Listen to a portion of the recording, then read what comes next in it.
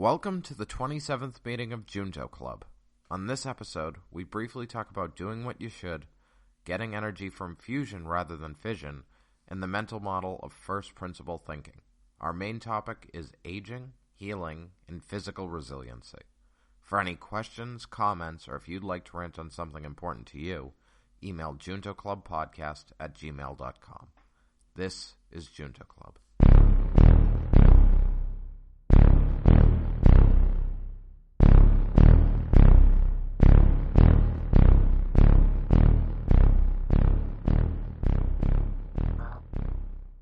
Junto Club. Welcome to meeting 27 of Junto Club.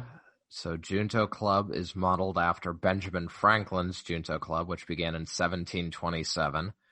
And at that Junto Club, Ben and all his friends would talk about philosophy and science and politics and a bunch of other stuff that interested them in order to better understand themselves and the world around them. And we carry on that tradition as a means of improving upon ourselves and helping each other improve. So, we're Mike, Matt, and Shu, and we start every episode with a quote from Benjamin Franklin. So I'll let Shu take it away. All right. So today's quote is, quote, "He that does what he should not shall feel what he will not," end quote. Say that again. Actually, never mind. I have the wrong quote, I think. So, okay. Actually, Second let's week go. in a row. Yeah, actually, let's go with the one I just say. Actually, Okay. He that does what he should not shall feel what he will not. End quote. You said will fear or feel? Shall feel. So who said that he should not what? He that does what he should not. Okay, he right? does that what he should not. Okay. Shall feel what he would not. Should feel what he would not. So so I guess if a person is doing something they should not, so doing something bad presumably, then they should feel like Shall feel. Mm-hmm. They should feel bad. I mean, is it that simple? They'll feel something. Maybe they'll feel the excitement and rush of breaking the law. Yeah, I suppose that's true. So if they were supposed to be dead inside, but they, by committing like serial criminal acts, they get that rush of adrenaline. I was thinking about like petty crimes, like the grandma who like steals from a store for excitement. Okay. I think this one is caution your maybe your ethics and character, right? So if you're doing something that you should not, you will feel something that you would not otherwise, right? If so the feeling of maybe shame or regret, you are not going to feel bad feeling, right? But if you do something you should not, you are going to feel that feeling of I don't know, something like that. Anyway. Yeah. No, so, I that's sort of what I was going for in the first interpretation, but I mean, I guess it could, yeah. I mean, I don't know. It could, okay. Like if you lack morals, I guess it also works. Like as sort of as Matt was getting at, like, you know, you could get a rush out of it. Oh, you could feel, you might get punished and you're going to feel the pain of that, right? So, you know, the rush thing was kind of a joke. I knew, you know, I don't think that's how Ben was trying to interpret it, but I actually don't really agree. If what this is trying to say is you'll feel shame when you do something bad and that's how you know it's bad. I don't really agree because there's lots of people in society who do bad things and feel no shame about it. So, I mean, for some people that would work, but I feel like it's clearly not a rule of thumb or something you could use heavily. Okay, all right. And people all right, are anyway, let's go shame-prone. on. Go ahead. I said people are shame prone, so they could do things they're supposed to do and still feel shame. That's also true. Lots of people feel shame over stuff that's, you know, silly. Yeah. All right, let's go to the quote. The official quote I prepared for today. I don't know why I messed it up, but anyway, the official quote is, quote, "Virtue and a trade are a child's best portion," end quote. What does that mean?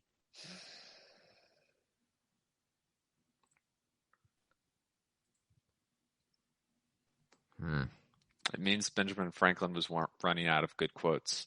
Yeah, that's right. Okay. Sorry. No. Yeah, I don't know. What does he mean? A child's best portion? That's weird.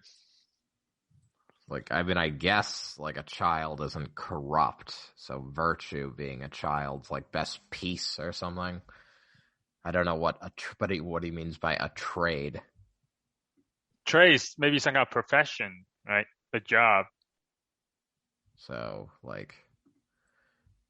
virtue, so being relatively innocent and uncorrupted, and like learning to do something that they can do in the future is like. Maybe this is about what you're giving to the child, right? Like you give them a portion of food. So he's saying like the best thing you can give to a child is your virtues, like ethical teaching and a trade, something they can do to support themselves, you know, which, I mean, that would make sense. Mm-hmm.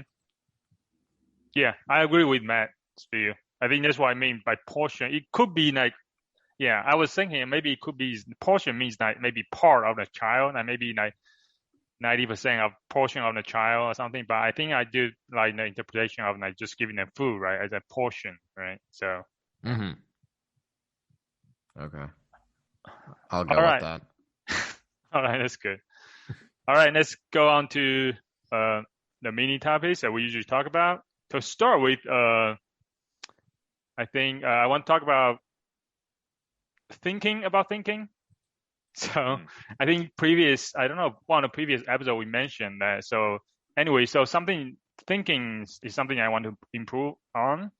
So I'm constantly like reading and searching things to improve my thinking. So I guess for to start, I want to ask you guys, like, what are you thinking? What do you guys think about? What are you thinking about thinking? The new segment. I think that was one too many deep for me to follow. That's what I think. All right. No, I think metacognition is largely bad. Bad? Yes. What do you mean? What do you mean by that? I mean, I think it's healthy to do it once in a while, but ultimately as animals, we're not supposed to engage in metacognition. That's why humans commit suicide and things like that, because we think too much. So we should. Wow, that took a very dark turn. That's an interesting take. I like it. So yeah, no, I mean, I think thinking about why we think the way we do and things like that, like it's useful. I mean, I think in therapy, I think therapy can be useful and stuff, and like figuring out like why we get depressed and things like that. But I think if you're engaging in it all the time, it's largely negative. Or if you're engaging in it like very frequently, it's negative because it removes you from like the moment. And I think that as animals, we're supposed to be more reactive than we actually like going on sort of more basic drives. I think when we think when we try to attribute things to like meaning to be on those basic drives or like living in the moment, that's what causes depression. So I do have a question. So are you speaking from experience? Of course. Of course. But okay, what about so I think I do agree with you that if you're thinking too much, you get into your own way, kind of. So it kind of too much chatter in your brain. But what about you saying about being reactive? But isn't being reactive is also bad because you're being impulsive all the time, right? So if you go to a store, you say, okay, I want to eat sugar now. I just get a Coke or something like that. Isn't that bad too? Yeah, I mean, of course that is bad. But I mean, I think that. So I think there is a balance that's probably sort of healthy, but I mean I think yes. I mean the answer is you should be balanced. But, I see. I mean, yeah, I speak from experience as someone who falls too far on the sort of thinking about my own thinking sort of Okay. Scale. So. Yeah. I guess the thinking about thinking, that's what I'm talking about, is more like, because I have been like a lot of times I don't think about some of decisions I make, right? Or some of the stuff that I do. I was just wondering, basically try to be more aware and mindful, because I feel like sometimes I make a decision, I don't really think about the decision. I wasn't even aware that I was making maybe a potential big decision, or just did not really think about things through, right? I just do it and stuff like that. So I feel like, and then sometimes even some of the decisions, I feel like even though I talk about a decision, but I didn't really make a very good decision. So I was like, okay, how do I be more mindful? I guess the what I mean by thinking about thinking is more about being mindful of the thinking, and then how to think better, like to have a better, clear thinking. That's what I'm talking. I think that's what I meant, right? So, yeah. Anyway, what's your thoughts, Matt? I think everyone should do some introduction to philosophy, which is a great way to learn how to think and structure your thoughts and arguments, at least if it's a good philosophy class. And that's not exactly metacognition, right? Because usually you're not explicitly discussing how you think, but they're presenting you a way of thinking, essentially, about trying to be logical in how you analyze things. And I think it's a very useful skill. That's my thoughts. That's what I think about when you discuss this. Also, engineering and computer science and stuff also kind of ingrain similar thought patterns into you. But I think philosophy is a great non-technical way to do it. Yeah. So all right. So cool. I would say let's leave Mike's interpretation of thinking about thinking for the future. I think that's a very big topic as well. Meditation is one way to do that as well. But anyway, so thinking about thinking is about one way of doing the problem solving way of thinking is to have a toolbox of mental models, right? Have you guys heard about those mental models before? Yeah. I mean, I've heard of mental models before. Yeah. Okay. Sounds good. So basically, a lot of people like Charlie Munger, Elon Musk, and all the other people always say, oh yeah, you should have a lot of different models, mental models. That way, when you encounter a decision, maybe you can pull some of these mental models out and then try to, analyze the problem, try to come up with a good decision. So today, one of the mental model I want to talk about is something called first principle thinking. So I guess, what do you guys know about? Have you know anything about first principle thinking? Is it related to the sort of the mathematical idea of first principles, deriving something from a set of known assumptions and sort of building up? Yes. Yeah. What about you, Mike? Oh, that's good. That's good. Okay. Yeah. So yeah, you hear a lot of people talk about any discussion sometimes, you need to think from first principles and stuff like that. And that's basically what it means. If you Google first principle thinking, I think Elon Musk will usually come out a lot. People giving as an example, because in a way he actually credit first principle thinking basically to his a lot of his approach, the way that he approached our problems. One example he like to give is the way he started SpaceX, right? Because at the beginning when he started SpaceX, he was like, okay, he want to go send people to Mars, right? And then when he want to look around to buy a rocket from Russia or other countries, and say, a rocket actually cost $65 million. So that was a lot of money, right? So he's like, oh yeah. So basically, it's almost impossible in a way, right? It's so expensive. And then he basically, break the rocket down into its individual components and say, okay, this part, if I made this part from aluminum, copper, all the other stuff, when he did a calculation, he add this up, it's you can do it maybe in one build from just raw material is basically just $1 million, right? And with the other stuff, you can probably do it in $10 million, right?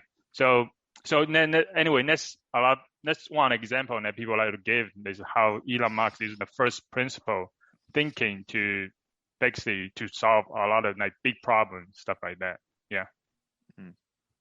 Yeah. Any thoughts? It sounds like it can be a good way to, I guess, try to break away from like assumptions that like you or like other people already have about a problem, right? Because it's like rather than coming in like being like, this is what I know, like rockets are expensive, right? Or this is like the state of the industry, you just kind of sort of from first principles derive what you think is possible and say, okay, maybe this is an opportunity that's been missed or overlooked for whatever reason. Yeah, exactly. It's like sometimes I think we are not aware. It's like could be a conventional wisdom or stuff that people tell you that you just sometimes you just took it as like the truth, right?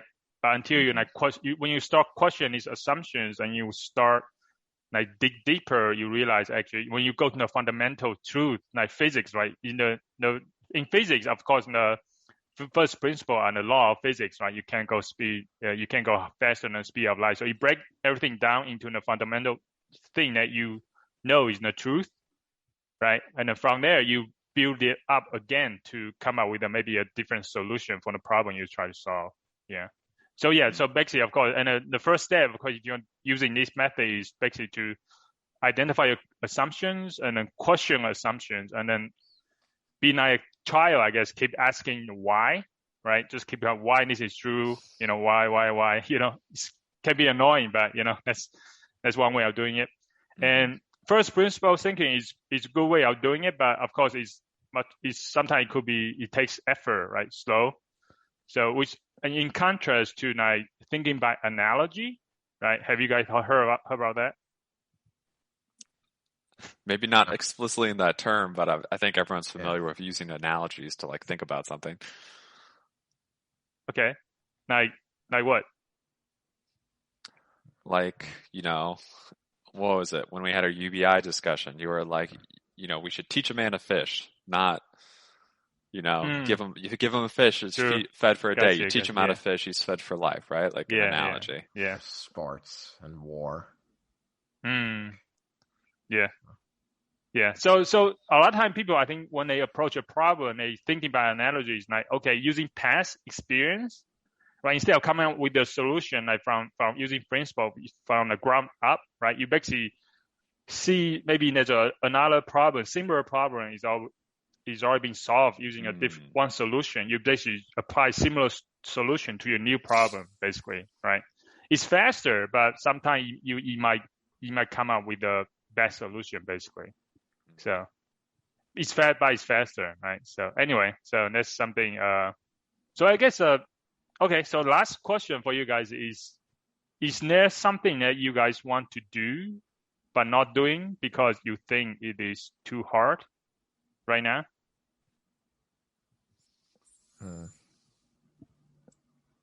I mean, the only thing I can think of is sort of like start it's like I always say at some point I would want to start a company, but I don't want to dedicate the time it takes to do it yet. Yeah. Why? Yeah. So I guess the from first principle, they would say, maybe start questioning why do you think it's going to take too much time, right? It might not be, I'm not saying that that's not true. I'm just saying that, maybe you can start questioning those assumptions. Is that assumption or is that truth, right? Is that really going to take a lot of time, right?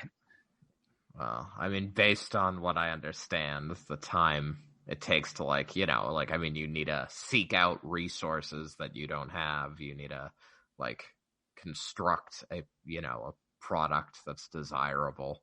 So I mean, it's like there's lots of pieces, I guess, that require attention. So I feel like it's probably true. Probably true, but might not be true. Maybe. Anyways, yeah, you could use basically. I mean, anything that you are thinking or basically, just re-examine these using question those assumptions. Is that if you think it's true, then maybe it's true. But yeah, anyway, so cool. So yeah, go ahead. I think let's go on to the next topic. You have another one called energy. ITER. So I only found out about this recently, and I thought it was really interesting. So have y'all ever heard about ITER in No. France? It's a fusion plant, right? Mm-hmm. And I saw something because they're like, we're 78% done. But this is like the biggest and most advanced fusion plant that's ever been built. And it's supposed to do two things. It's going to actually generate more power than it consumes. And it's going to like sustain like fusion for long durations, right? Because there's been like smaller ones that have like done some fusion, but it's always like negative in energy and typically short lived. So this is like a, like massive facility where they have huge they basically have like a factory for generating like cryogenic fuel for the reactor itself and all this other stuff. And they say the reactor is the most advanced machine humans have ever built, is what they claim when I started watching some stuff on it. But it's pretty exciting. So this won't be like a viable commercial power plant, even though it'll generate some power, right? It's mostly still like a testing, but it's supposed to test like actual close enough to industrial scale that like if it works, theoretically they could use the results from that as both like to learn a little bit more and to like as a demonstration to say, okay, let's go build now a fusion plant for actual power. So is this a startup? No, this is a big multinational effort. So like a bunch of countries have invested in it, including the US. I don't know how much money everyone does. So even you say this one, how much power are you going to generate? Ooh, I don't know. I would have to look it up. It's not going to be like a super, on one hand, it's going to generate a lot of power, but it also consumes a lot of power because fusion reactors generally basically use magnets to create electromagnets to create like a super dense, like compact field. So they take an enormous amount of power to run. So by virtue of them saying they're going to generate more power than they put into it, it's going to create a lot of power, but I don't know what their expected net output is going to be. Well, so what's the basic principle of fusion? Create a mini sun. Is it, what does fusion mean? Do they fuse the atoms together? Yeah, so the sun, because of the super heavy gravity in the sun, atoms will actually fuse together. Like hydrogen's atoms will fuse into helium, and in that process, they release a lot of energy. So that's what makes stars run. So fusion reactors are trying to do that same thing. So it's kind of like the opposite of fission, which is what most nuclear power plants are, where atoms break apart, have nuclei get ejected or something else, or neutrons get ejected or something else. But but the thing is, that normally takes an enormous amount of pressure, so they use these giant electromagnets that they super cool with liquid nitrogen or something. I don't know if that's what they use, but they super cool these giant electromagnets and try to create this field of plasma that they compress super tightly with the magnets. And then, if they get this hot, extremely compressed, plasma together, then fusion can start happening. And did you say they try to fuse hydrogen atoms together? That was an example. I do not know what they're going to try to fuse together. I wouldn't be surprised if it was hydrogen. Did they mention it? Gotcha. I don't know. It's probably going to be a light element. Yeah. I know a lot of startups try to do, instead of electric vehicle, they try to use the hydrogen as a fuel, right? So. Yeah, it's supposed to have gaseous hydrogen, blah, blah, blah. That's cool. Looks like it is hydrogen at a glance. I didn't look into a lot of the details. I knew the basic concept of fusion, but I wasn't looking at the technical details. I was more interested in the large scale, they're going to be trying to build a plant that actually produces power through fusion. I hear. Go ahead.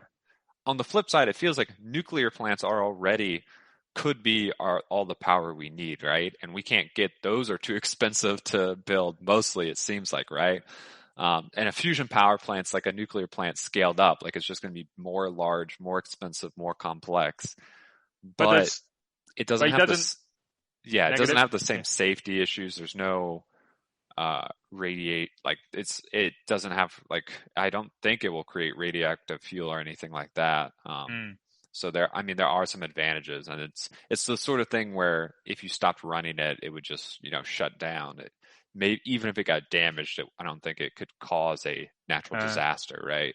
Yeah. Because if you're not sustaining the fusion reactor with an enormous amount of power, it's just going to stop. Okay. Got you. And there's nothing like nuclear waste, similar stuff like that? Right. The fused, if they're fusing hydrogen, I don't think the fused elements would get close to something big enough to be radioactive. Yeah. Those are usually heavier elements. Yeah. I guess the main thing, the main advantage, it doesn't have no like negative public connotation to it, right? So. No. Yeah. I think when I Googled it, actually, I heard like Jeff Bezos also like invested like a few $100 million into one of startups doing like fusion as well. So interesting. Could be in the future. I mean, fusion is such a large scale thing. I'd be very skeptical of a startup, like a big multinational project. It's like, okay, that I could see that succeeding. Like an individual startup, that seems tough. But maybe the startup has a clever idea about how they can, reduce the problem somehow. But it's Jeff Bezos, right? He has a network of a country, probably. Yeah, I mean that is true, but I guess it depends how much he's investing into it. Yeah. But anyway, Mike's looking bored. He doesn't care about fusion power. No. I was just reading over my notes because I put together a lot of notes last night. So all right. Before you go there, I guess I want to, since you're talking about healing, I want to go. Do I need to worry about Delta variant at all? Have you guys paid attention to the variant? Or since you guys are vaccinated, you probably don't care. No. Mostly the latter. It's supposed to be more contagious but less dangerous, right? Which is how most viruses progress. Right. And from what I understand, if it's the vaccine is doing pretty well against it, so it's mostly people who are unvaccinated who are. Yeah, I guess I just more worry about like people around me who are not vaccinated. If I go and get into contact, I may get infected, and then I know I'd be fine, right? Because I'm vaccinated already. But I'm mostly worried about like people around me who are not vaccinated. I just don't hang around with people like that many. Like I can't think of anyone I hang around with regularly who isn't. So I gotcha. Such an elitist. That's right. No, but yeah, no. It's. It is. It's worth. It's more worth just the fact that additional variants keep emerging. That's more the concern.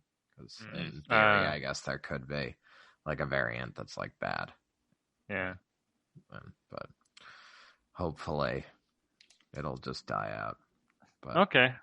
Hopefully we can get our body to heal ourselves. That way we can, I think at this point, COVID's probably going to be more like the flu, right? Something that continues to go around.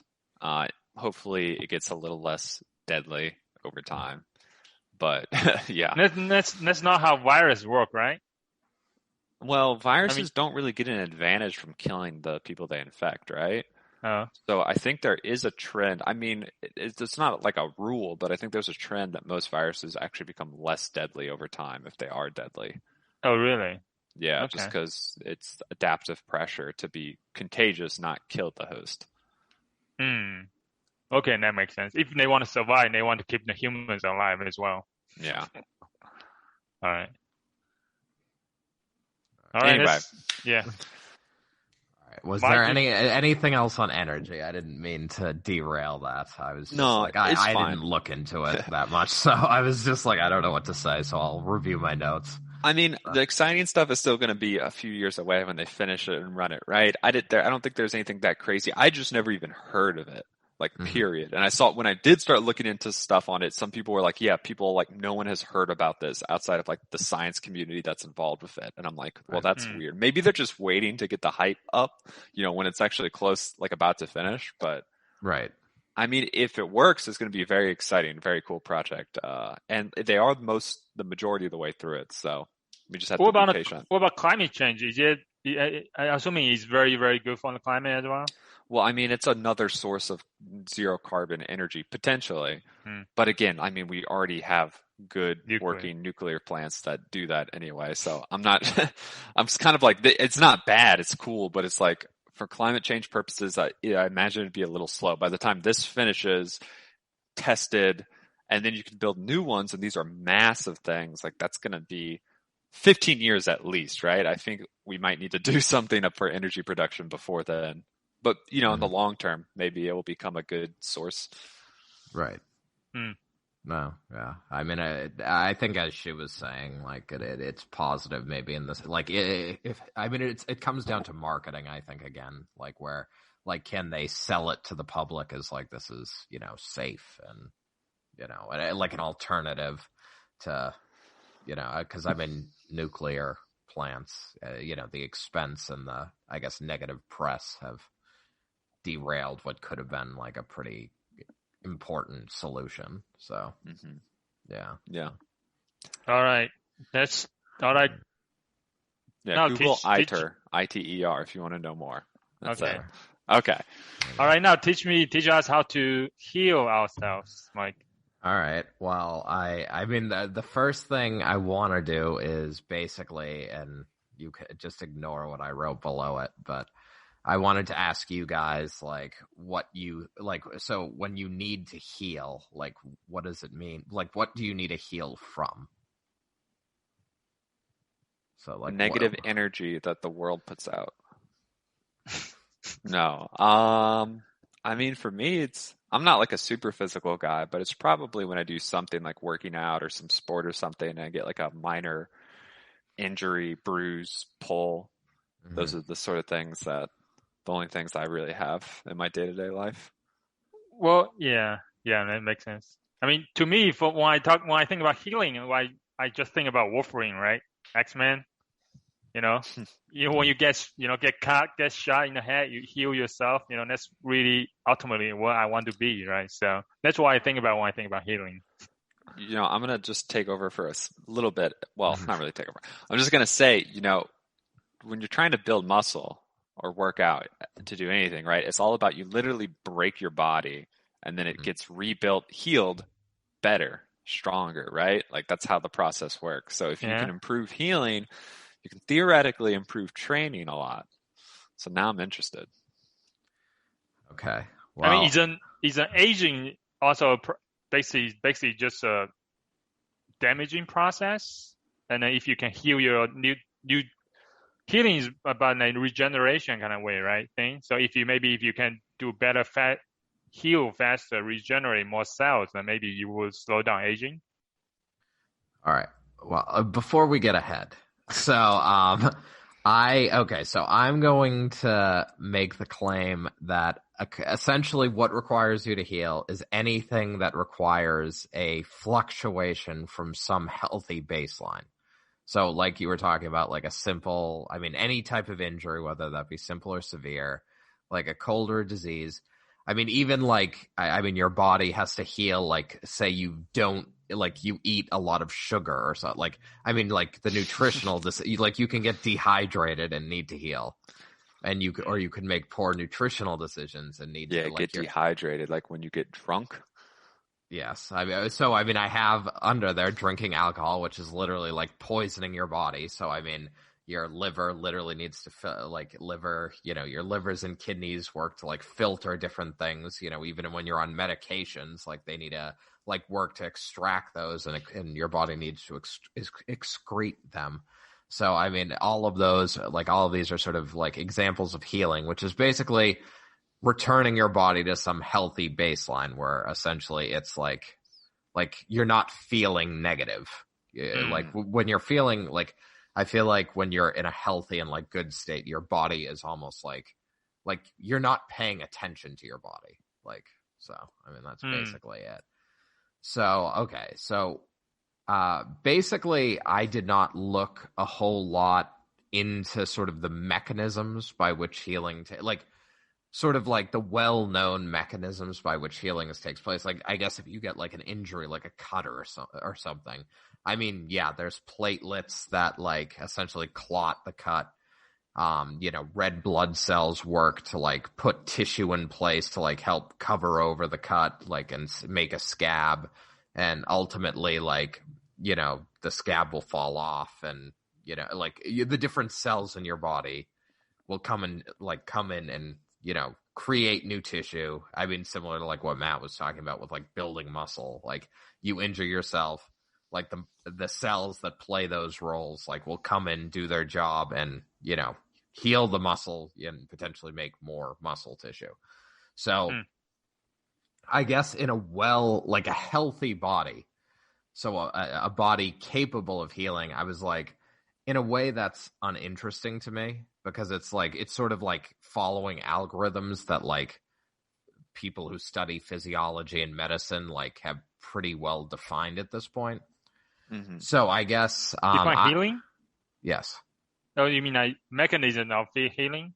Correct. Yes. Oh, okay. So I put a link basically looking at I guess it takes you through like the 3 to 5 week process that occurs. Like if you get like a cut that's bleeding, and it talks so I put a link on like the document like from just like Healthline, one of like, or WebMD or one of those types of websites, where basically it's like the cut clots, these are the cells involved in making new tissue, these are the cells involved in ensuring it doesn't get infected, and on and on and on. So you're not interested in the fundamental truth of how body heals. So why are you interested in? So, well, I guess I won't say I'm not interested in it, but I feel like for the purposes of the podcast, I was like, this isn't interesting. If I talk about if I just read an article on like how blood cells heal. Yeah. I guess I was more interested in what does our ability to heal sort of depend on, and what changes. Because so as we age, our ability to heal changes. So I guess, one, what does our ability to heal depend on? That's something I can ask you to, like, when you think about like, okay, I need to get over this cold, or I need to get over this injury. Like, what do you do to make that happen? That's a very, you remind me of a story of Benjamin Franklin, actually. Anyway, he's the one that talk about, back in the day, you need to open a window, right? A lot of people like shut their windows closed. Now, even, I think, in one day, he was sleeping with John Adam in the same bedroom. Yeah. So that's something we had to get into on another podcast. So John Adam had a cold, right? And then Benjamin Franklin quickly jumped out of the bed and then opened the windows. So because he has a theory of cold is no air. You need the fresh air to come in, so you can because the stale air in the room is carrying the virus as well, right? So anyway, so he opened a window, and then that's how he basically did not get a cold from John Adam, even though they were sleeping in the same bed. Okay. So, all right, Matt, do you have anything to add to that? So you asked what you do or what I do if I get sick or get injured or something? Correct, yes. I mean, pretty much the only thing I do is try to rest a little bit, right? Proportional to how bad it is. Like, if something's hurt, I don't go exercise with it. If I'm sick, I'm not going to go run or something, right? But I don't really do much besides increase rest a little bit. Yeah. To me, I think sleep is the best medicine. Mm-hmm. No, I mean, that's true. So basically, I mean, I sort of thought of it as 3 different things, and I think you referred to, at the very least, 2 of them, but sort of all 3 of them, maybe less explicitly, is basically it's your body's sort of, one, your body has the resources to allow you to heal. 2, your environment is conducive to healing.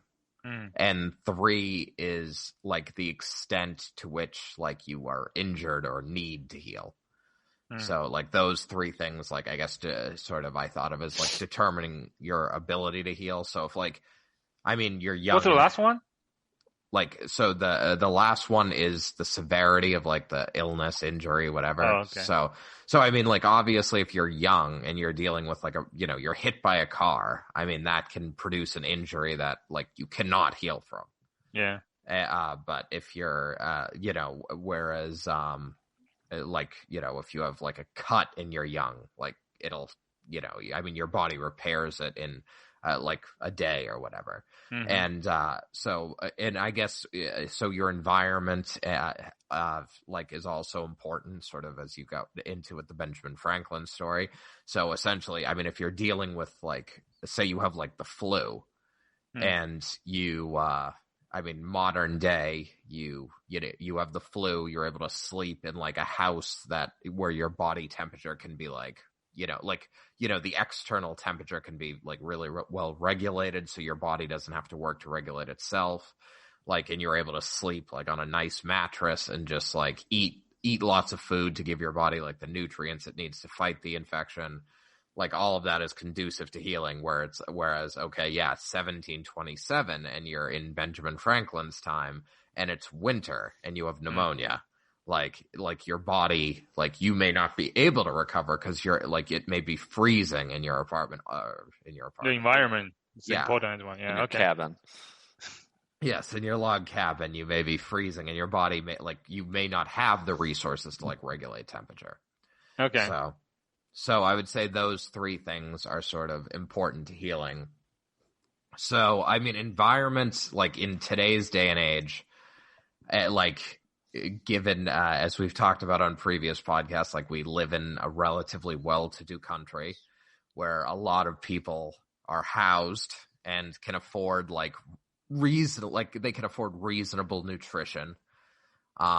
So, I would contend that, at least, and obviously you don't necessarily have like a super, like you don't have the control over like the severity, I guess, of the injury, right? So or the severity of the condition. Like, if you're hit by, like if you're shot or hit by a car or, all of those types of things are a little bit out of our control.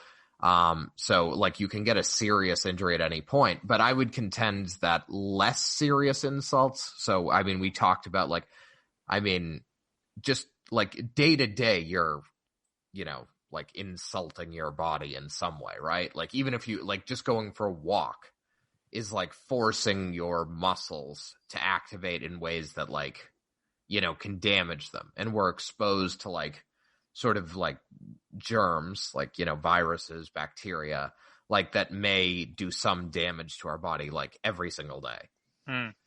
So, basically it like through like in day-to-day life, your body needs to be able to like respond to even the most basic of insults. So I guess what I thought of is like sort of interesting, or sort of the piece of like what makes you able to heal that I thought is interesting and what changes over time is your sort of your body's ability to respond to those insults, like outside of just like environmental factors and sort of the insults themselves. I was like, so what changes in our body,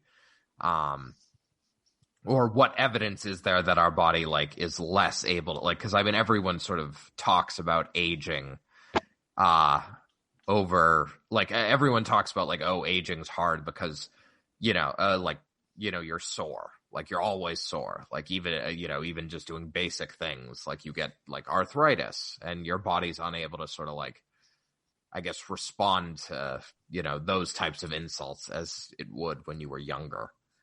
Yeah. So you mentioned you found something interesting. What is the interesting you found? Right. So, well, I guess, so a paper that, so what inspired this idea last week is there's a paper that came out that essentially says because of our body, like our body's lack of, lack of ability to respond to these like basic insults, like, so like the day-to-day life, the daily grind. Yeah, the daily grind, exactly. So they make the claim that sort of a maximum age, if we sort of age as we currently do, a sort of maximum age that we can live to is between 120 and 150. Mm-hmm. So that is wow.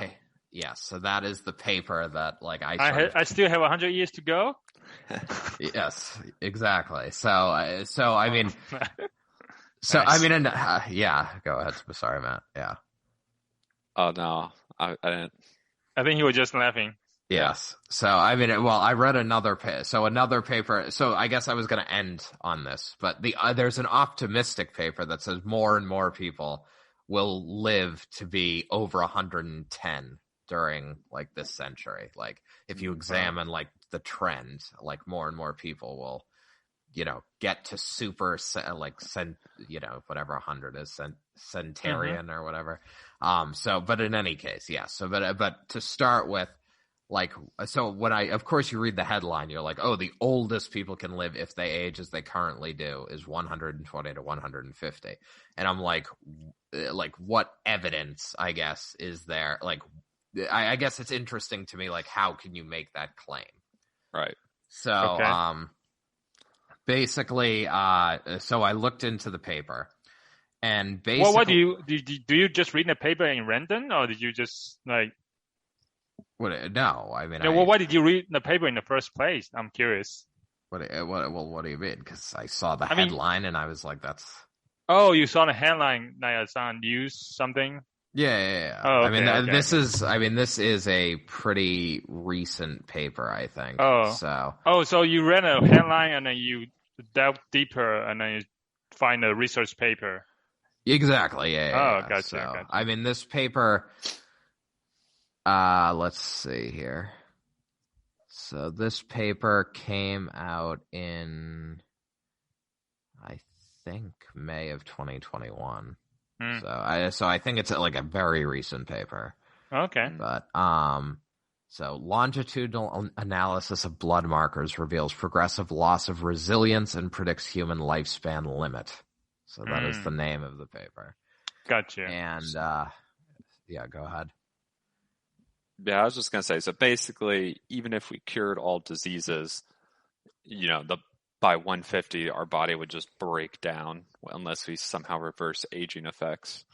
Yeah, so I mean, I guess that is, in a sense, sort of what they're getting at. Yeah, is even some of the most like basic of sort of injuries is would have ultimately caused us to break down and die, even if we didn't necessarily have something like acute that or not something that we would think of as everyone like cause of death that like heart attack, heart disease, like cancer, like those types of things we always think about, but like those are, I guess, acute causes for. Or like, I guess the acute reason for things like our body not functioning well for a much longer time. So then that's why you were talking about walking around, these daily grinds damaging to your body is because eventually going to cause even these tiny, small damages going to cause your body to break down. They all add up. So so we are literally dying as we are living. Is that what you're saying? Yes. As I said, this was not going to be an uplifting episode. Looking into this paper. So I guess, sort of one of the questions that I thought about was, I sort of thought like, is aging always bad? Like to myself, that's one thought I had going into this paper. And they're very quick to say like, no, like obviously like, so at the beginning of our lives, obviously like from 0 to, I don't know, 30 or something. Like, really like there's a decent chunk of our lives where we're essentially maturing, right?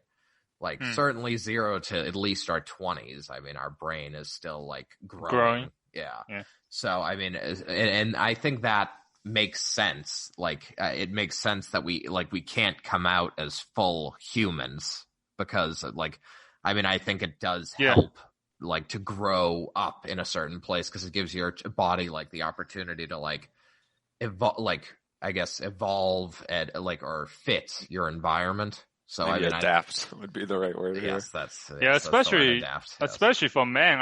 I heard that men's brain is not fully developed until like 30 or 35. So I heard men's brains never fully develop. Yes, that's better. Just what my wife said. Oh, that's who say that? No, I was just kidding. She never said that. Oh, okay. So, yes. So, yeah. So, maturation and growth is necessary to adapt. Yeah, that's the word I couldn't think of.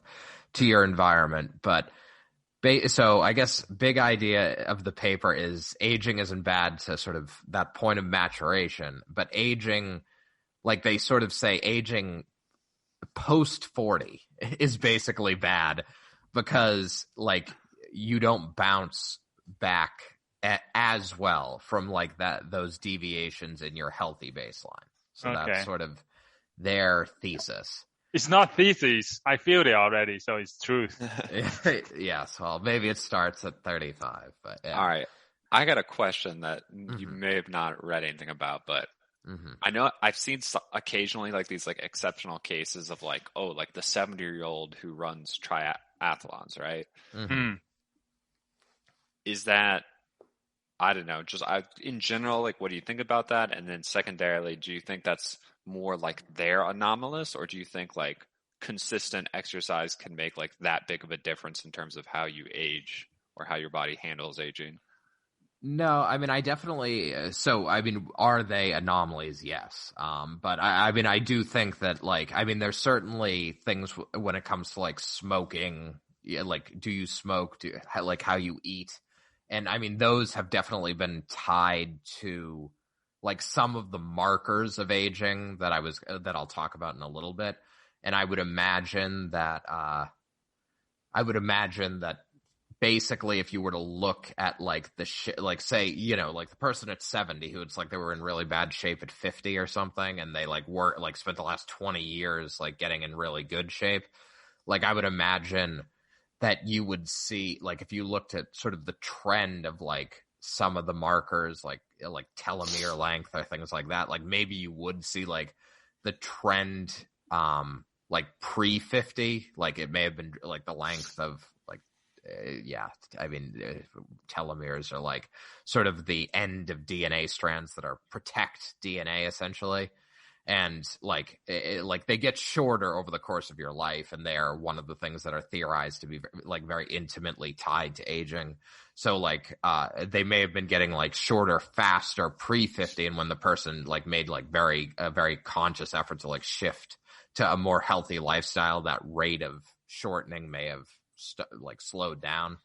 I mean, it's never going. I guess the key point is it's not going to stop it. But I mean, there's things like, you know, does the person smoke? Like, does the person eat healthy? Like those types of things that are tied to like slower shortening of telomeres, like, and other like markers of aging. So I guess, yeah. Yeah. Have you guys heard the guy called Arthur Davini, I think? I don't think so. He's a professor of economics at University of California, Irvine. He's famous for his like very cut physics, even when he was like 75, I think. It's like really cut. So yeah. Oh yeah. Well. Anyway. Yeah, no, I mean, there's always like, you know, the video of like the 90-year-old deadlifting like, you know, 200 pounds or something. Oh wow, what? Yeah, I think I feel like I think I was still at Tech, but like I think Matt sent me a video of like this guy like deadlifting more than I was to make fun of me, and I was and he wasn't just like old, he like looked geriatric, right? Oh, like he hobbled up, like his back's really arched, like totally white hair, like he looks like he could be in a nursing home. And then he like throws up a couple 100 pounds on the bar, and it's like, okay. Yeah. Holy shit. Yeah. So I mean, so yes, these are anomalies, but I do think that it does, like, it helps, but it's not I guess there's a difference between like helps and like a cure. So it's not like a cure for aging, but it like slows down aging, right? It's sort of like, you know, like a treatment for, you know, some like chronic condition. It's like it's going to help with the symptoms, but not cure the condition if aging is a condition. So which crystal do I have to buy to actually cure it? You know, I don't know. I'll leave that to the mystics out there. So, but I mean, so in any case, so to get back, I guess, how does this paper like sort of make the claim that age, like our maximum lifespan is between 120 and 150. Mm-hmm. So basically they use complete blood counts. Okay. So do you know what? I assume both of you have had like a complete count blood test at some point in your life. Not really. What do you mean? I think so. I mean, so blood count, like counting the different cells in your blood? And then essentially, yes. I mean, so just means it's counting everything? Yeah, so it's, So, I mean, it's a pretty common blood test if you get like a yearly physical. I mean, they won't do it all the time if you're not complaining about something, but like, they'll do it to check for like anemia and like, I mean, it's Do a y'all count. actually get yearly physicals? I don't. I usually, I mean, there were a couple of years at Tech I didn't, but I normally do. So this is a sidetrack, but I remember me and Kit had this discussion once because I was like, I didn't think anyone did that. And she's like, I always get a yearly physical. And I'm like, okay, I guess. Like, I'm not sick, so I'm not going to go to the doctor. Yeah. Anyway. I think most Americans do, but you are just, Really? Yeah. I think so, yeah. I think because it's covered by healthcare, right? If you have any time insurance, it's free anyway. Why don't you go do it? All right, whatever. Issue. Benjamin Franklin say an ounce of prevention is worth an ounce of cure, right? So a pound of cure. I'm sorry. Yes, so that is true. So the complete blood count is essentially like sort of that. Well, I mean, I guess it's not prevention, but it's like it's a good early indicator that something may be wrong. Like your white blood cell count being like low or high high indicates infection, like low can indicate some type of like, the beginnings of like cancer to like help you catch like a cancer early or something like that. So what's the normal blood count? Well, I mean, there's standard ranges for each thing. So they look at like red blood cell, white blood cell. Like, I mean, I don't know how recently you got some type of blood work, but like for almost every blood test on Earth, there's like, here's your standard range. And it's like, do you fall above, below, or in between? Okay. Like, standard range.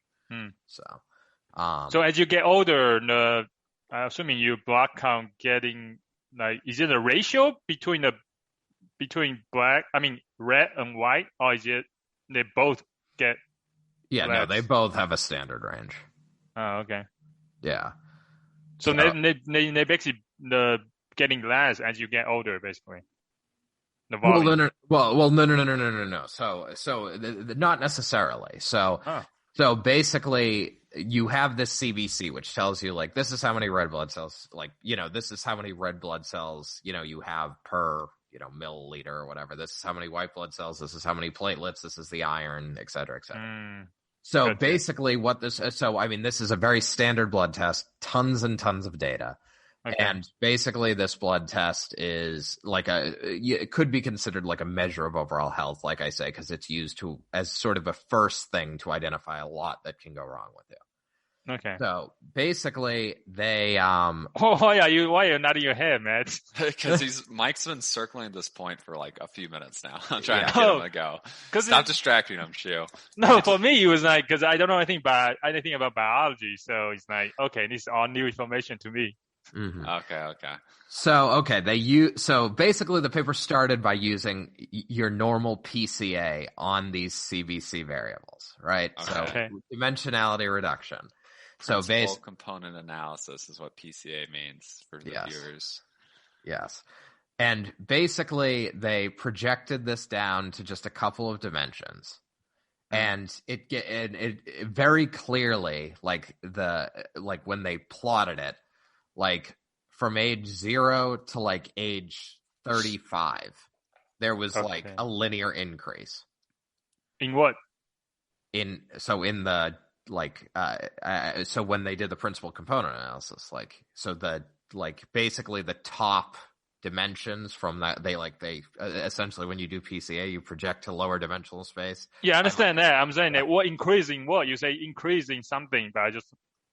So increasing a lot. So like if you look at if you plot like the top like 2 or 3 dimensions, from the PCA, okay, like you see increase along those dimensions with age. Oh, I see. You're saying the correlation between the first and second dimension with your aging increase. The correlation increase a lot increase, right? Sure. Yes, there's a line moving in the positive of both, like dimension 1 and 2, as you age from like 0 to 30, right? Okay. And then there from like 40 to 60, like it flattens off. So essentially, if you think about it, it's like, so in this like complete blood count, like the values you get, what does that mean? Like the values you get are changing a lot, like from 0 to, like there's a change in values from 0 to 30. And then a relative like stability of values from like 40 to 60. And then at the age of like around 60, it starts to take off again. Like the variance increases again. So what? The first, so there's many variables, right? When you do the analysis, there's only a couple of variables that are really, really important to like increase linearly with your aging. So what are those two variables on those two dimensions? What are those? What do you mean? You saying there's a two dimension that? Yeah, principal component analysis. No. You found there's a two dimensions, right? But what are those dimensions? I mean, they're linear, like, I mean, they're linear combinations of like all dimensions, right? Like that's how PCA works. Yeah, maybe explain that briefly because most people aren't going to know, Mike. Okay. Well, I thought sometimes the principal component analysis, when you have like, for example, like 10,000 variables, right? You identify the two most principal ones, right? Sometimes they do projection, but sometimes into a different dimension, but sometimes they identify like feature extractions, right? You find the two most important ones, right? The top three, right? Well, yeah, feature extraction is usually about like finding features rather than determining which features. Like if you already have variables and you're looking for which ones are most significant, I don't think you'd call that feature extraction because you already have the features. You're just finding which ones are most important. Okay. So like with principal component analysis, yeah, it's like you have a bunch of data. How do I describe this? But Mike's like, yeah, it's like a linear combination of your variables, and you find if one linear combination, reflects most of the change or the most significant correlation within the data. I remember, did you take Thad's? Do you remember eigenfaces? This is going to be a super niche reference. Yeah. He did. There's this thing called eigenfaces where he took principal component analysis of pictures of faces. So the data is like the intensity of the pixel, right? It was just grayscale images, so like 0 to 255. Okay, so like you have, but it's a matrix because it's an image, so you have, hundreds or thousands of variables, which is the intensity of each pixel. The first component, when you do PCA on these, is an image. It's an entire image. And I think one of the main things it found was, and what it shows you is not like an image of a person, but like the most significant parts that changed. So like one of the most significant things I think was actually facial hair because of the difference between men and women. So like you had this thing where beards was really salient, strong. So like the principal components had those like real bright, which meant they were very impactful as one of the main differentiators. Features, so anyway, so it created an image that was the first principal component, which is itself a combination of all the variables of interest. Yeah. So I guess my question is like when you just say eigenfaces, you say, oh, the beards are the most like one of the most salient features. I guess my question for mine was like, what is the most salient features that once you do the analysis, what's the beard equivalent of in the blood analysis?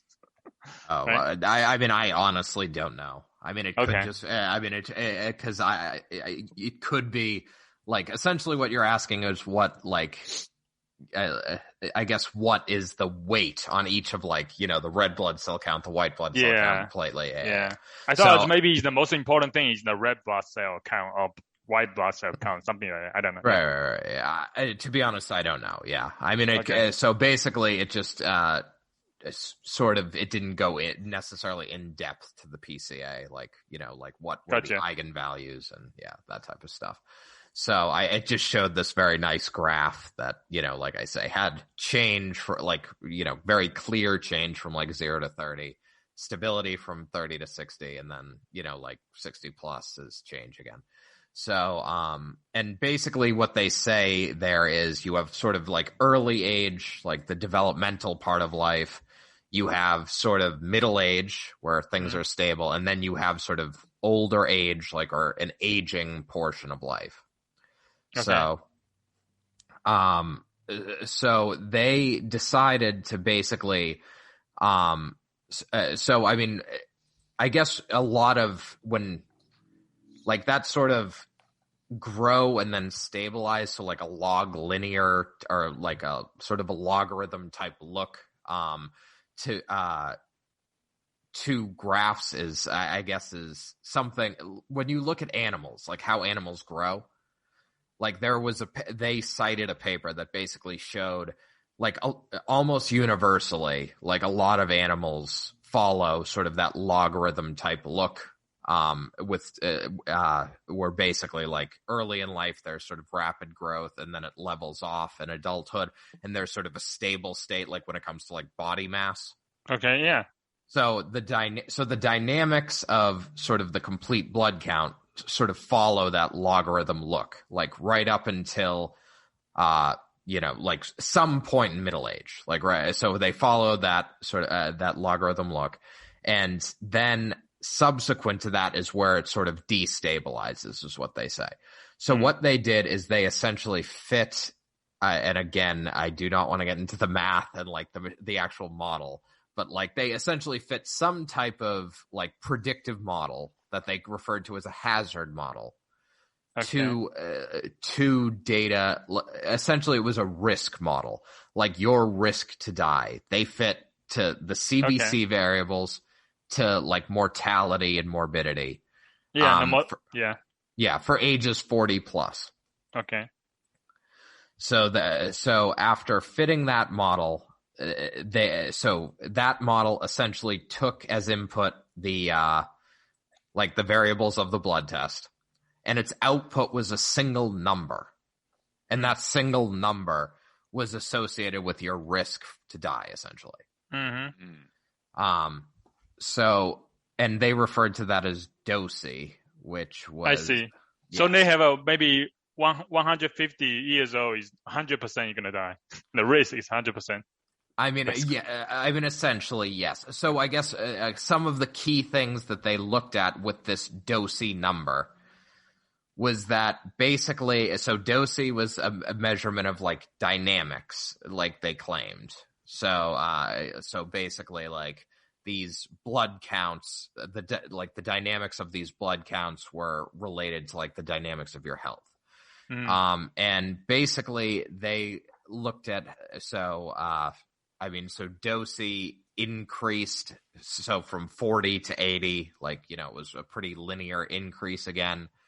And when they looked at individual patients' DOSI signals, so basically like how the DOSI value of individual patients changed over time, they used autocorrelation. So like, so say you had a signal like, okay, this is this person's like number, like this is their health number. And it's going up because, the DOSI number is going up because they get a cold, right?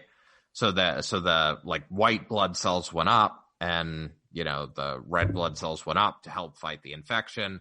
And then they returned to sort of like their healthy baseline. Okay. And then, they suffered some type of injury. So again, white blood cells up. And so there's a sort of a cycle that occurs when,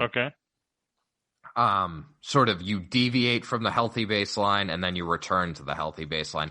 But the healthy baseline is sort of what's there. Go ahead. So autocorrelation is basically, I'm going to take that signal of that patient and shift it and like basically look at how well they correlate, like depending on how much I shift it.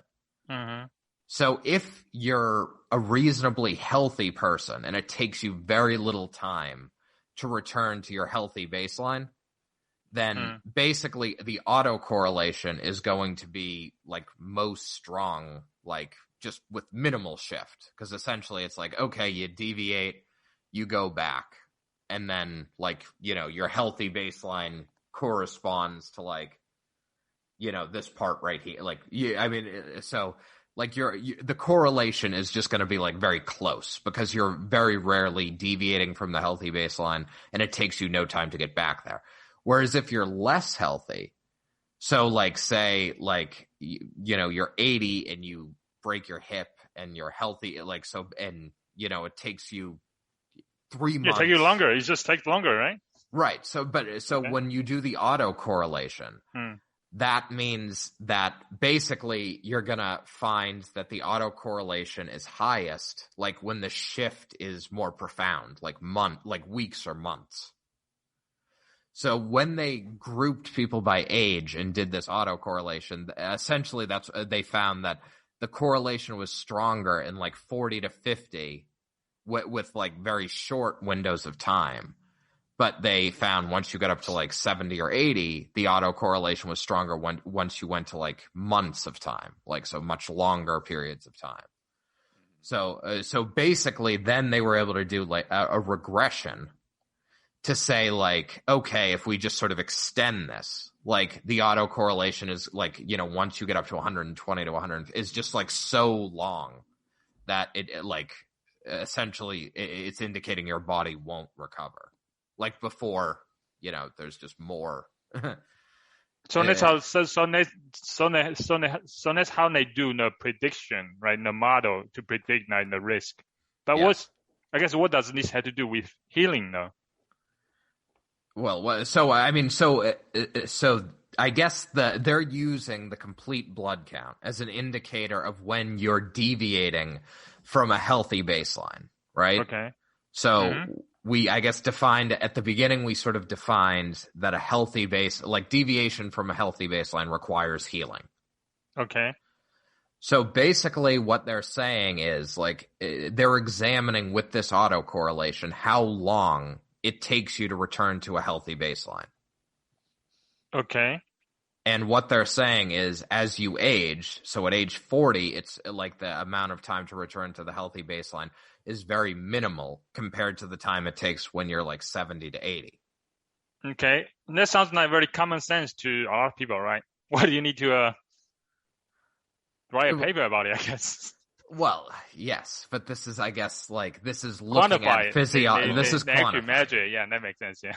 Yes. So, and basically, I guess it sort of, like, if their metrics, like, are, like, I guess, reasonable and are to be believed, then it provides you, like, a mathematical way to look forward. Like, how old could we live if this aging, were to continue? Like, if we age this way, then, like, how old could we live to? Yeah. I mean, no, yeah, go ahead, Matt. All right, Mike. So what I was going to ask is, are you going to start doing your yearly annuals again, collecting your CBC data, and do a DOSI model on yourself and see what, how your regression compares to find your maximum lifespan? Right. I don't know if I may just try to stop going to the doctor and just until I can figure out how to prevent aging. Okay. Yeah, so I guess the main topic is going to be about how to prevent us from aging and healing, right? Healing faster, improve our healing. So did the paper say anything about that, or did you find any ways of you can do that? Give me some useful stuff so I can use. All right. Yes. So, so unfortunately, I think a lot of the helpful stuff at this point is sort of stuff we've already talked about, like not smoking, eating healthy, regular exercise, like the boring stuff that is valid. But I mean, this is like, so I guess. Have you not heard about the rat study? How they. The rat study. There's only been one. Yeah, exactly. Yeah, the rat study. So basically, they transfuse like young rat's blood into an older rat's. Like basically, transfuse younger rat's blood into the older rat blood, and the older rat became really energized, and I think became very much healthy and stuff like that. Mm-hmm. Right? Have you heard of that before? So I'm saying that one way to increase your health and then prevent aging is to get young people's blood and then put it in your body, basically. All right. I have an alternative approach I've heard about that might be slightly more feasible. Have y'all heard about, there's like a name for it. It's like low calorie dieting or something. What do you mean? I mean, my proposal is pretty feasible too. You just get young people to donate blood and just, put it in your body.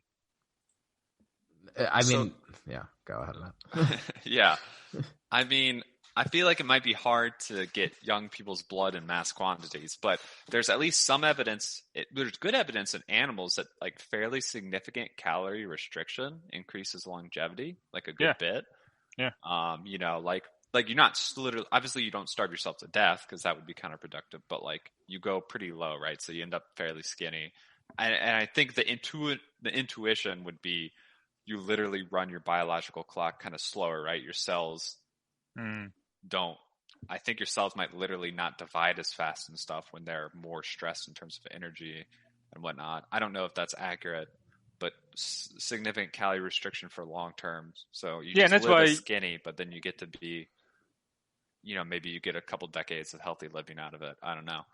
Yeah, that's why a lot of people recommend like fasting. Yeah, fasting is a good way to, good for you as well. So fasting, fasting's good, but I don't think it's exactly the same, right? Because you could eat, like you could fast one day a week, but then still eat a lot on the other days, and you could you could work out a bunch and be big, right? Okay. So now for the fasting may have health benefits, but I don't think in this case, I don't think it would affect aging that much. What they're talking about is like the consistently having a restricted diet as a means to literally slow down your metabolism and thus the aging process.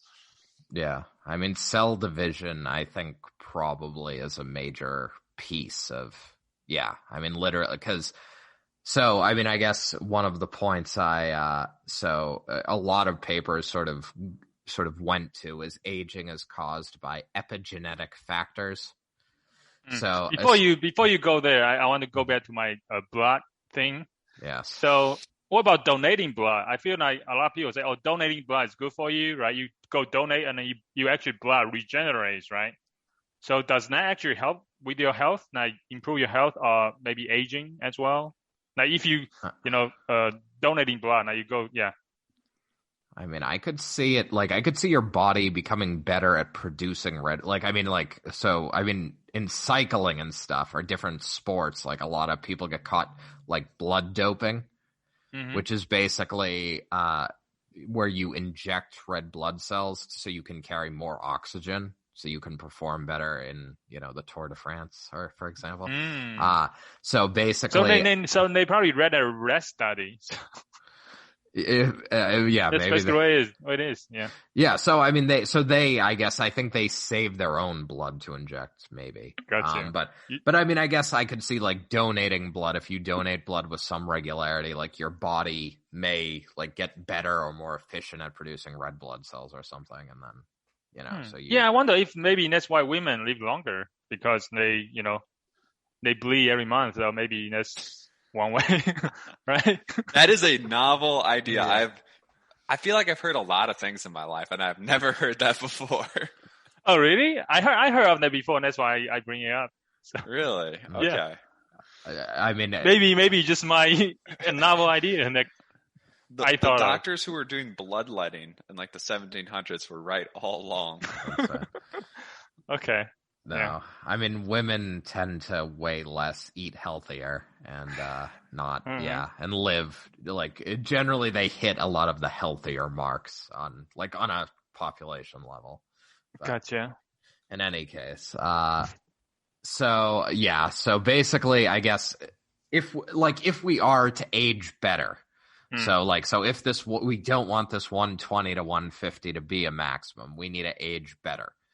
So, I guess that led me to ask, I guess, what causes aging? And I mean, there's sort of the very, I guess, philosophical, why do we age or something like that. And I mean, there's lots of theories about it's just stuff going wrong.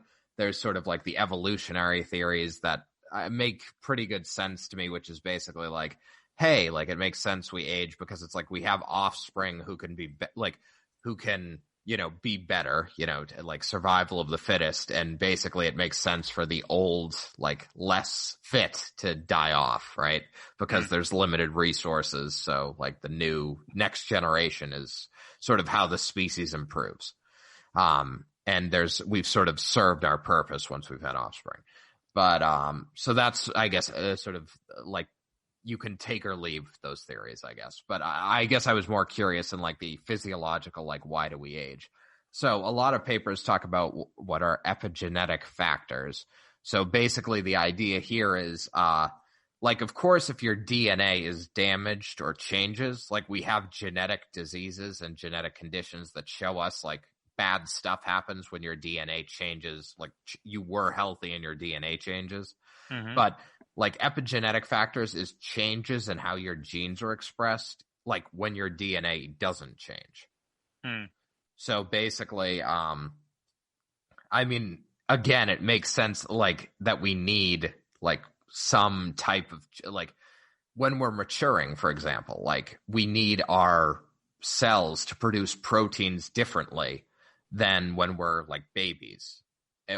Or like when we've sort of reached that sort of healthy, like fully matured state at like, 35 or whatever, like we need our cells to produce like proteins differently than when we're going through adolescence or something like that, like where we need our body to grow. So, there's different, I guess, factors that come into play that cause our genes to express themselves differently depending on where we are in life. So I mean, so one of the ones that comes up a lot is called methylation. So, and methylation or DNA methylation, which I think may have been what Matt was sort of talking about, when, either last week or a couple of weeks ago. I mean, so DNA methylation is essentially where, there's a compound that binds to certain genes that can cause the genes to like either like a gene that is dominant or was active. And this binding will actually essentially turn it off. Or there are like demethylation where it's like there are these, there's this chemical compound that binds to a certain, location in the DNA associated with a gene. And essentially this bind will break, and that will allow the gene to activate differently or more. And so this methylation process allows essentially like genes to be turned on, off, or expressed in slightly different ways. So this has been like a key point associated with aging, because like in older people, there's like a profound amount of evidence like that, like there's hypomethylation, like associated with like the occurrence of like cancers and things like that, which sort of makes sense. Like if genes are being expressed that weren't being expressed before, like and more proteins are being made, it sort of makes sense that cells may like develop like rapidly or something like that. So, but I guess I guess these epigenetic factors, are sort of what would need to be treated to like prevent aging. Like we essentially just need to look at those and understand, like once we reach that like health, like if we're a healthy 40-year-old, like how do we just like conserve how our cells are like allow our cells to keep functioning in the same way, as opposed to like. Did you find out how? Well, I mean, there are no solid leads, that's not entirely true. So, like, so I brought up telomeres earlier. Yeah. Like, those are one of the things that keep coming up. So those are, as I said, sort of repeated chemicals, chemical bases that like end a DNA strand, and the idea is that they prevent damage to the DNA strand. But they get shorter throughout life. Like almost essentially every single time every single time a cell reproduces, those are going to get shorter. And there are chemicals that are in certain cells that can actually help protect the telomeres or whatever, or like keep them long. But they're not in very many cells. Like it's like telomerase or something. I didn't spend a ton of time reading this because my expertise is not biology. It's like I want to learn more, but I didn't get to dive too deep into it. But essentially, like, the idea is, like, if you can, I guess, keep these, telomeres as long as possible, or like the length, keep them from getting too short. Yeah, too short, whatever 2 is in this case. Then you can presumably help with the aging process. Because even there are studies that I was able to find showing like shorter telomeres lead to hypomethylation and so those types of things where it's where basically genes are being activated and inactivated in ways that they shouldn't be. So okay. It sounds like this might be something that you have to prevent rather than reverse. Well, telomeres maybe because I think I've heard of people successfully extending telomeres in rats or something. But when it comes to the epigenetic factors, right? If you imagine there's, DNA is properly, it has the proper organization, methylization, whatever, to express the right genes in the right places. But if that breaks down, right, it's kind of like a loss of information. How would your cell rebuild or recreate the proper methylization of its DNA, right? Where would that information come from? If it's scrambled just over time by random events, which would suggest that would be very difficult to fix, right? You'd either have to replace the cells with, fresh ones, or just you need to prevent that process from happening. Right. Does that seem consistent? No, I think that's true. So that's why I guess I was interested in maybe Shu's example of a rat, actually having young healthy cells introduced and helping with a rat. So potentially could we say this is what essentially a healthy cell would look like, a kidney cell in a person who's 10 years younger. And could we introduce some type of, splicing to repair the genes? And I guess it's possible. I don't know. I just don't know enough about cutting edge biology to say much more. So how does exercise does exercise help aging? Slow it down at least, and then I guess if it does, then how does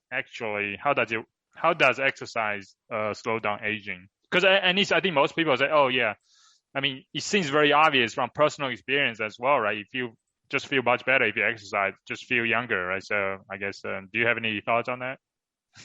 Well, exercise. Basically, I think a lot of these studies are pretty straightforward, and just in the sense that they will look at a healthy lifestyle, whether it be exercise or whether it be food, nutrition, and basically they just correlate those types of things with, at a very high level with things mortality rate and things like that, and they show, okay, there's a correlation between healthy lifestyle and but I guess my question is, how do you, at least from maybe based on what you're reading so far, do you have any inkling how exercise helps maybe prevent the telomere becoming shorter or stuff like that? Do you know? And how does exercise work on help you slow down aging? I think that's a multi-billion-dollar question. Because I think at this point it's okay, exercise and good nutrition and all that do help telomere, and actually interestingly, I know I saw an article about if you sit in a what are those things where it's you go in the Mariana Trench or whatever, do you go way underwater in that a decompression tank? Is that what it is? You come up to the surface and if you sit in a decompression tank for 3 hours a week or something, they showed an ability to again, this is a small study and I feel allegedly, yeah, but I think they showed some increase in telomere length or something. So increase. Yes.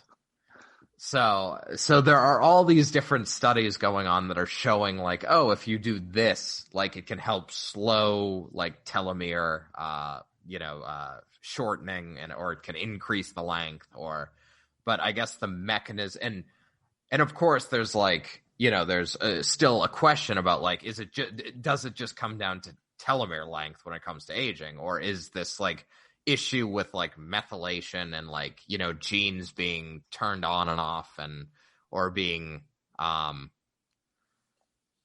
being expressed differently? Is that going to be happening regardless of that? Or is telomere tied but not like 100% the reason for that? Or is it just like, as the telomeres get shorter, more stuff starts to go wrong?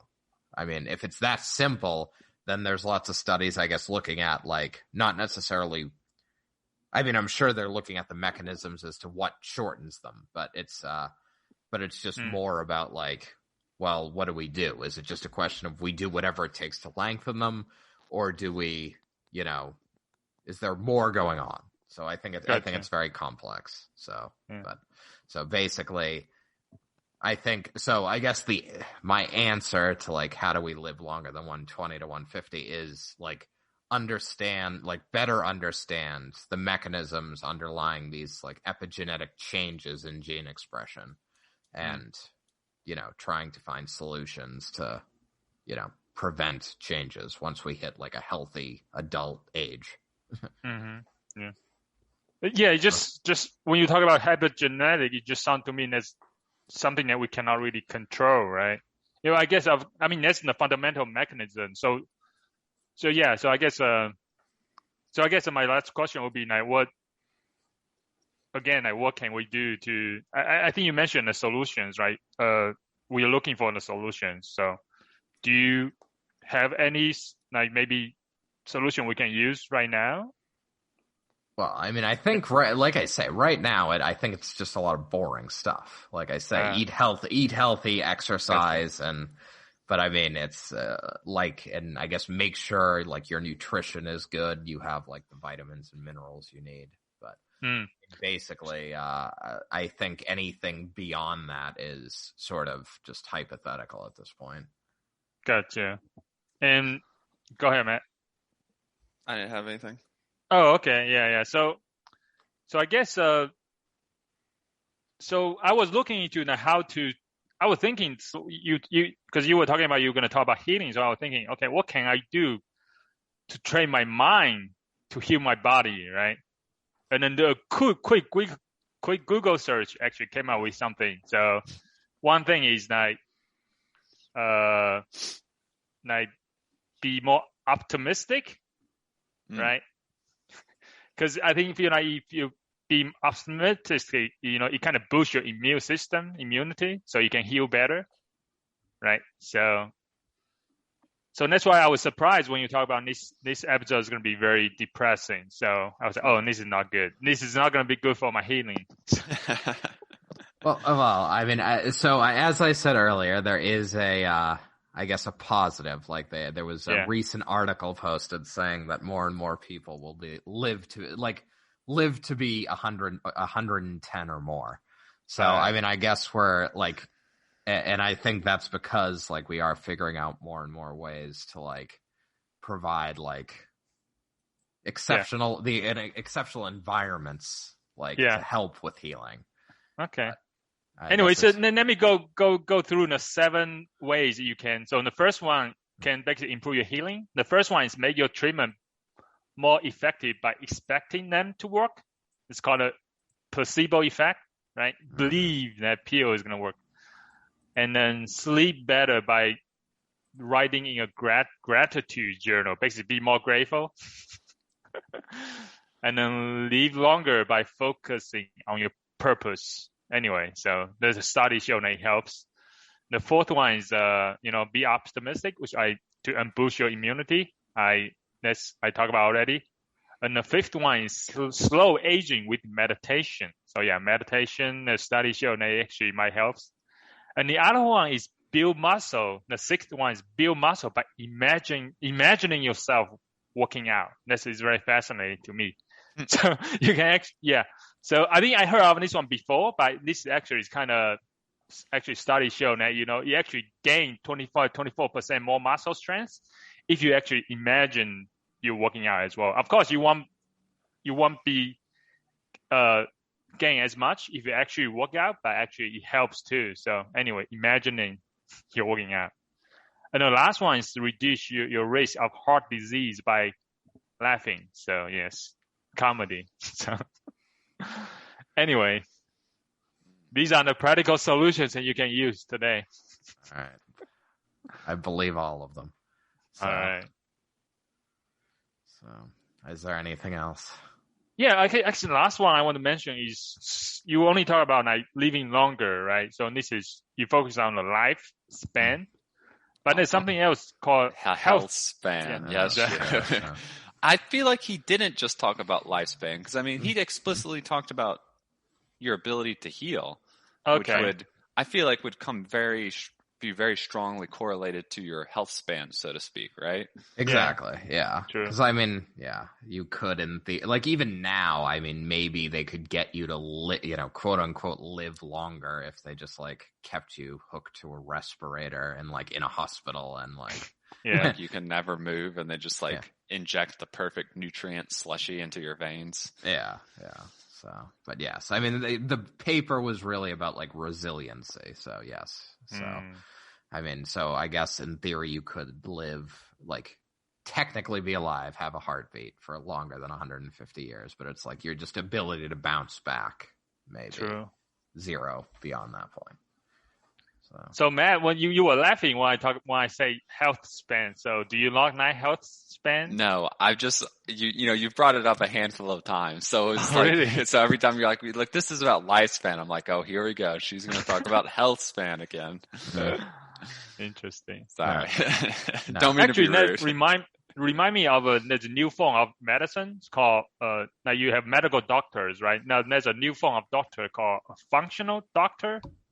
Right, so instead of the goal is like you have a disease, you go to medical doctor to get you back to normal, right? But there's another doctor is functional doctor, and actually they focus on your how you function in daily life, right? So they might do more prevention, right? Instead of just do a annual checkup. So anyway, there might be something worth to look into to just, maybe go see a functional doctor or something. I don't know how the insurance covers it, but yeah. Yeah. I mean, I guess would therapy or something like that be considered like a functional doctor? No, I think this is more like physical. Yeah. Or a trainer? No, it's actual doctor. All right, here's my thoughts.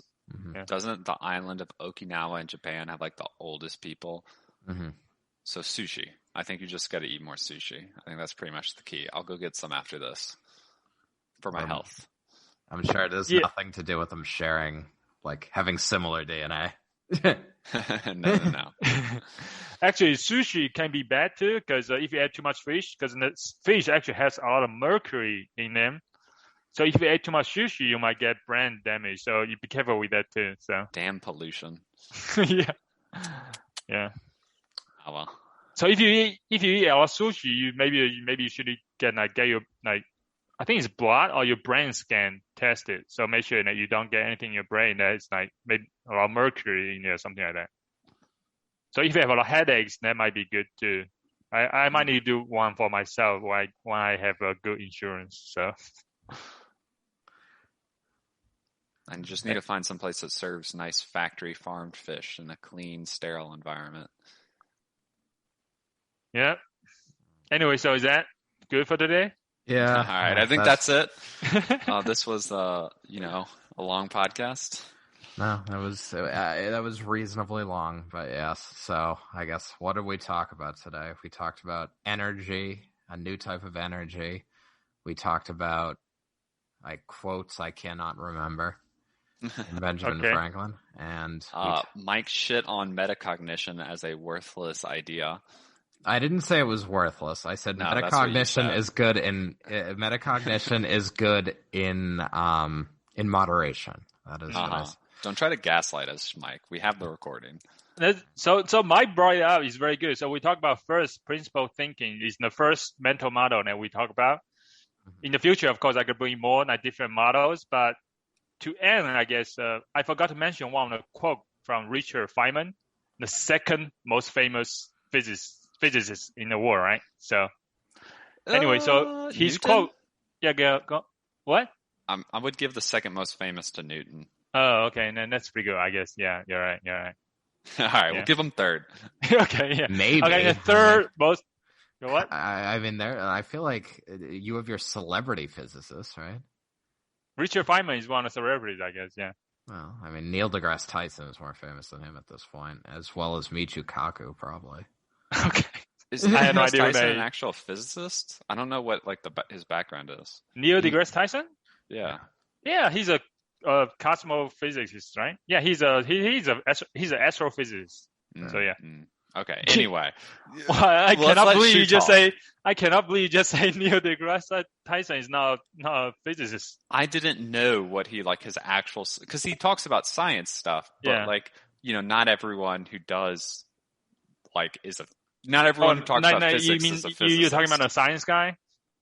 Yeah, Bill Nye's an engineer. There's people on YouTube who do great content on physics that aren't physicists. Yeah.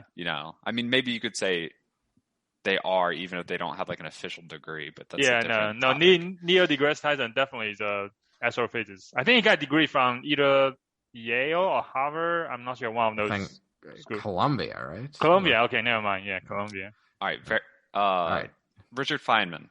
Yeah. Okay. The quote is, since we talk about first principle, so he say, quote, the first principle is that you must not fool yourself. And you are the easiest person to fool, end quote. Yeah, I think this is one of his most famous quote, I think. So, yeah.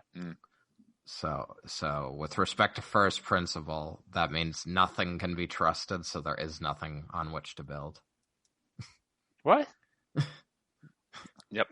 I mean, you said it related to first principle. I'm trying to figure out what you meant. Oh, I guess he's just talking about the first principle about yourself, that you are the most, you must not fool yourself. And you are the easiest person to fool, I guess. All right. I don't know. Right. So, well, okay. I was mostly joking, but yeah. So, but I mean, what you say was pretty good. It is kind of thing. Everything is almost like assumption, right? You assume, even the speed of light, right? We assume it's true, but is it really true, right?